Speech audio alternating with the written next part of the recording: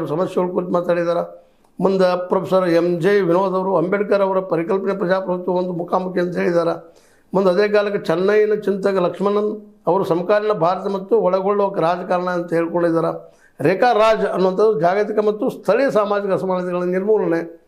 ವಿಶ್ವಸಂಸ್ಥೆ KP ಅಶ್ವಿನಿ ಅವರು fascism ವಿರುದ್ಧ ಪ್ರತಿರೋಧದ ಸಂಕೇತವಾದ ಸಂವಿಧಾನ ಅಂತೇಳಿ ಮಾತಾಡಿದ್ದಾರೆ. ಹೀಗಾಗಿ ಅನೇಕ ರೀತಿಯಾಗಿ ಅಂಬೇಡ್ಕರ್ ವಿಚಾರಗಳನ್ನು ಅವರ ಸಂವಿಧಾನವನ್ನು ಚರ್ಚೆ ಮಾಡುವಂಥ ಕೆಲಸ ಈ ರಂಗಾಯಣದಲ್ಲಿ ಬಾಬಾ ಸಾಹೇಬರ ಬಹುರೂಪಿ ಬಾಬಾ ಸಾಹೇಬರ ವಿಚಾರ ನೆಲೆಗಟ್ಟಿನಲ್ಲಿ ಮಾತಾಡಿದ್ದಾರೆ.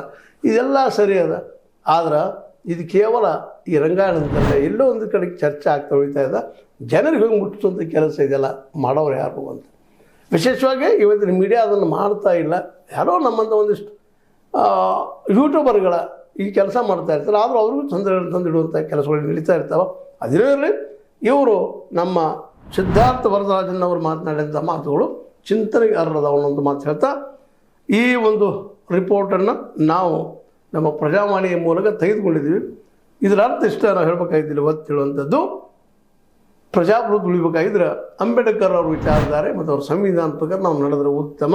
ಅದು ನಡೆಯುವಂಗೆ ಮಾಡಬೇಕಾಗಿದ್ದು ವಿರೋಧ ಪಕ್ಷದ ಕೆಲಸನೂ ಹೌದು ಅನ್ನೋಂಥ ಮಾತನ್ನು ತಿಳ್ಕೊಂಡು ಜನಸಾಮರಸ್ಯದ ಹತ್ತಿರ ಆಗಲಿ ಅನ್ನೋಂಥ ಮಾತು ಮತ್ತು ಹೇಳ್ತಾ ಇಲ್ಲಿಯ ದಲಿತರು, ಹಿಂದುಳಿದವರು ಪ್ಲಸ್ ಮತ್ತು ಆದಿವಾಸಿಗಳು ಇವ್ರ ಜೊತೆಗೆ ಹಿಂದುಳಿದವರು ಕೂಡಿದರೆ ಇದು ಬದಲಾವಣೆ ಮಾಡಲಿಕ್ಕೆ ಸಾಧ್ಯದ.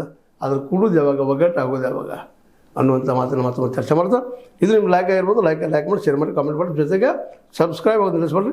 H16 ನ್ಯೂಸ್ ಅರ್ಥಾತ್ ಸೀತಾರಾಮ್, ಇದು ಸತ್ಯದ ಕೈಗನ್ನಡಿ ವಂದನೆಗಳು.